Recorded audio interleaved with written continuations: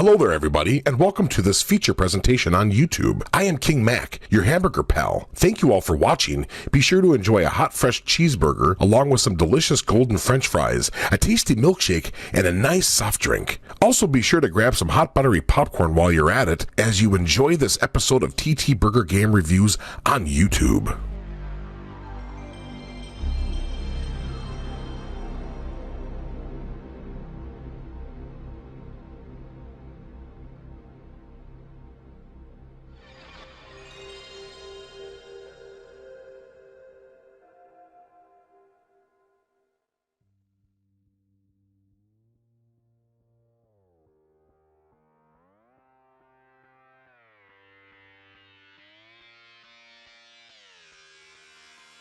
Attention, people!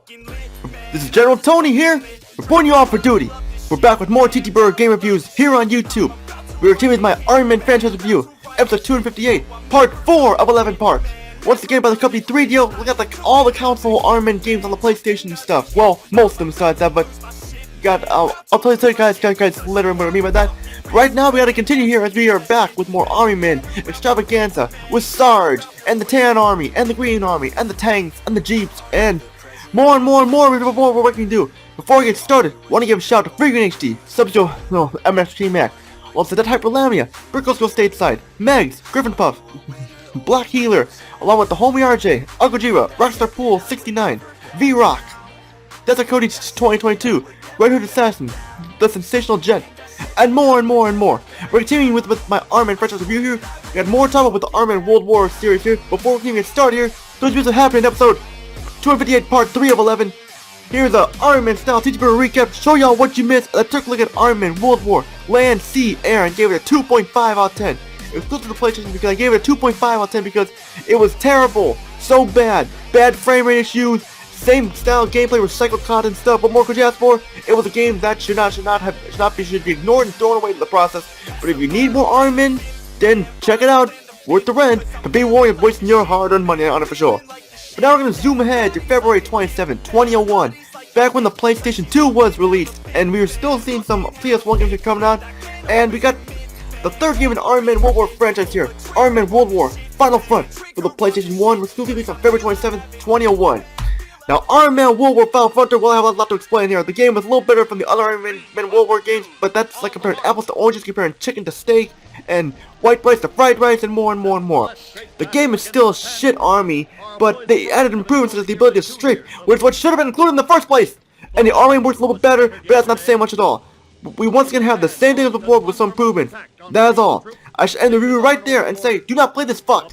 But I am Tony TTBurger 8, the PlayStation Gamer, and I'm here to show you guys why you should not play this game. And I'll show you right now. Like I said, there are good Iron Man games out there. But like I said, we have to get through them before we can get to the good ones. So let's continue. Story, same as before. You're Private Green once again trying to stop this Tan Army madness. In the beginning, the Green Army had doubts on another Tan World War starting, but then Private Green came across documents that showed plans that have another war taking place underground, and the Green Army realizes, oh shit, this is bad, we gotta start another Army Man World War. That's what Private Green would go for all over the place. There's caverns, castles, deserts, and more. The story's a little more detailed than last time, but still going past that stuff is the same as last time, but not much changes. Once again, making it feel like an expansion.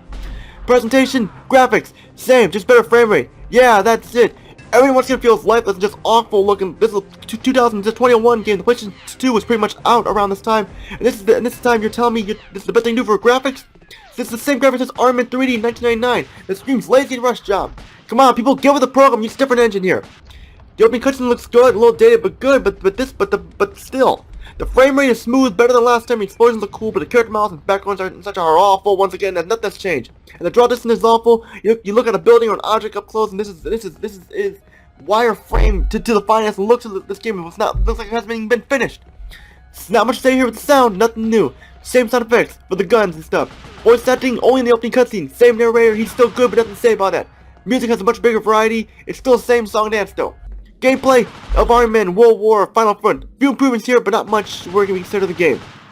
The things that improved out of the fact that you can strafe. It's easier to kill enemies, but they improved on aim to where you feel more defendable in the game instead of feeling defenseless where you get killed in 2 hits or so. But even with these improvements, you can and still will die and get killed in seconds if you're not careful. The controls are stiff. Still stiff. Turning around is still a nightmare because you turn too slow, and by the way you see where the enemy is, you are dead. There are less levels, you're only 15 or so, and they range from easy to extreme army fucking hard. Especially the camera level where you must be stealthy, means that you're getting killed and it's impossible due to the controls and the unbalanced difficulty. You have vehicles that actually you can pilot this time, like a motorcycle and a tank and a boat and stuff. That's something good there, but they did here for sure. Finally, no just bound the turrets of the vehicle, you can actually pilot them. But for some reason the camera is in first person, you can't see the vehicle moving a tank or so, it's very stiff, like Private Green feels very stiff. One mistake, boom, you're dead, and you must start the mission over with no checkpoints once again. The game was just boring and frustrating once, it can only take an hour or so to beat, and after that you can put the game away and play it again. It's a little better than the last two Iron Man World War games, but that's not a good game at all, slightly saying the better least. So that's pretty much all I can say there. The game is still not very good, but it's better than the other Iron Man World War games. Actually, it's a little bit better than Iron Man 3D, but that's not the same much. Iron Man 3D was already ready to flop at this point.